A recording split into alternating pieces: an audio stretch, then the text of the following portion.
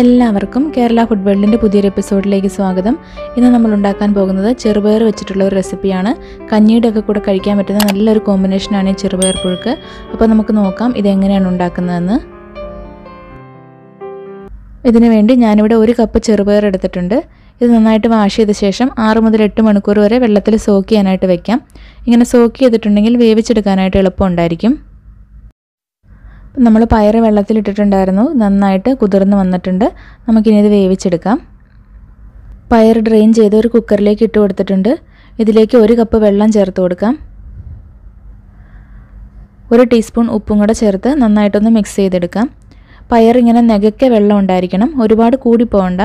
ഇനി അടച്ചു വെച്ച് 1 വിസിൽ വരുന്നവരെ കുക്ക് ചെയ്തെടുക്കാം. നമ്മളിത് നല്ലതുപോലെ കുതിർത്തെടുത്തിട്ടുള്ളത് കൊണ്ട് 1 വിസിൽ കൊണ്ട് തന്നെ നന്നായിട്ട് വെന്ത് കിട്ടും. ഇനി കറക്റ്റായിട്ട് കുതിർത്തെടുത്തിട്ടില്ലെങ്കിൽ അതിനനുസരിച്ച് കൂടുതൽ വിസിലടുപ്പിക്കേണ്ടി വരും. പയർ വേവുന്ന സമയം കൊണ്ട് നമുക്ക് ബാക്കി ഇൻഗ്രീഡിയൻസ് റെഡിയാക്കി എടുക്കാം. 10-12 ചെറിയ ഉള്ളി എടുത്തിട്ടുണ്ട്. 3 വലിയ അല്ലി വെളുത്തുള്ളി എടുത്തിട്ടുണ്ട്. ഇതൊന്ന് ചതച്ചെടുക്കണം.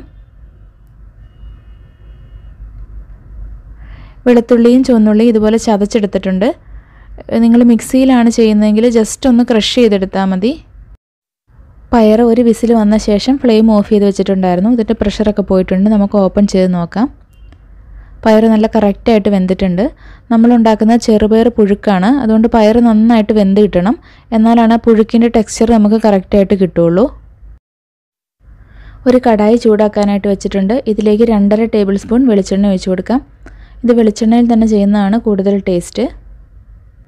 എണ്ണ നല്ലതുപോലെ ചൂടാകുമ്പോൾ ഇതിലേക്ക് 1/2 ടീസ്പൂൺ കടുക് ചേർത്തൊന്ന് പൊട്ടിച്ചെടുക്കാം.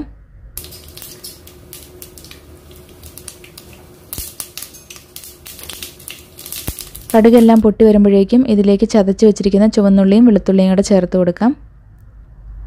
കുറച്ച് കറിവേപ്പില ചേർക്കാം. 1 നുള്ളു ഉപ്പും കൂടെ ചേർത്ത് കൊടുക്കാം. നമ്മൾ ഓൾറെഡി പയറിൽ ഉപ്പിട്ടാണ് വേവിച്ചിരിക്കുന്നത്.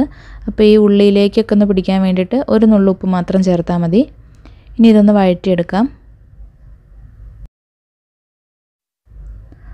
ഉള്ളിയൊക്കെ ചെറുതായിട്ടൊന്ന് വാടി വരുമ്പോഴേക്കും ഇതിലേക്ക് ചതച്ച മുളക് ചേർത്ത് കൊടുക്കണം. ഞാനിവിടെ 1 ടേബിൾ സ്പൂൺ ചതച്ച മുളക് എടുത്തിട്ടുണ്ട്. വറ്റൽമുളക് ഒന്ന് ക്രഷ് ചെയ്തെടുത്തിട്ടുള്ളതാണ്. നിങ്ങളുടെ എരിവിനനുസരിച്ച് ചേർത്ത് കൊടുക്കുക. നല്ല എരിവ് വേണ്ടെന്നുണ്ടെങ്കിൽ 3/4 ടേബിൾ സ്പൂണൊക്കെ ചേർത്താലും മതി. കടയിൽ നിന്ന് മേടിക്കുന്ന ചതച്ച മുളകാണെങ്കിൽ അത് വലിയ ഫ്ലേക്സ് ആയിട്ടായിരിക്കും കിടക്കുന്നത്. അപ്പോൾ മിക്സിയുടെ ജാറിലിട്ട് ഒന്നുകൂടി ഒന്ന് ക്രഷ് ചെയ്തെടുക്കുന്നത് നല്ലതായിരിക്കും. ഇനി ലോ ഫ്ലെയിമിലിട്ട് കണ്ടിന്യൂസ് ആയിട്ട് ഇളക്കി കൊടുത്ത് ഇതൊന്ന് റോസ്റ്റ് ചെയ്തെടുക്കണം. ഉള്ളിയും മുളകും എല്ലാം നല്ലതുപോലെ ഒന്ന് മൂത്ത് വരുന്നവരെ നമുക്ക് റോസ്റ്റ് ചെയ്തെടുക്കാം.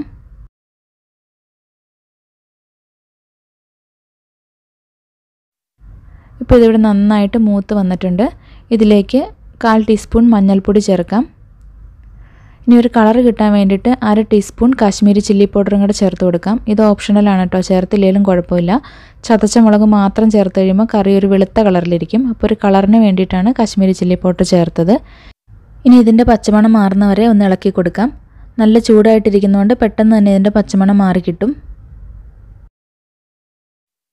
ഇപ്പോൾ പൊടികളുടെ എല്ലാം പച്ചമണം മാറിയിട്ടുണ്ട്. ഇതിലേക്കിനി 1/2 കപ്പ് ചിരകിയ തേങ്ങ ചേർത്ത് കൊടുക്കാം. നന്നായിട്ടൊന്ന് മിക്സ് ചെയ്തെടുക്കാം. തേങ്ങ നല്ലതുപോലെ ഒന്ന് ചൂടായി വരണം. തേങ്ങ നന്നായിട്ട് ചൂടായിട്ട് വന്നിട്ടുണ്ട്. ഇനി ഇതിലേക്ക് നമുക്ക് വേവിച്ച് വെച്ചിരിക്കുന്ന പയർ ചേർത്ത് കൊടുക്കാം.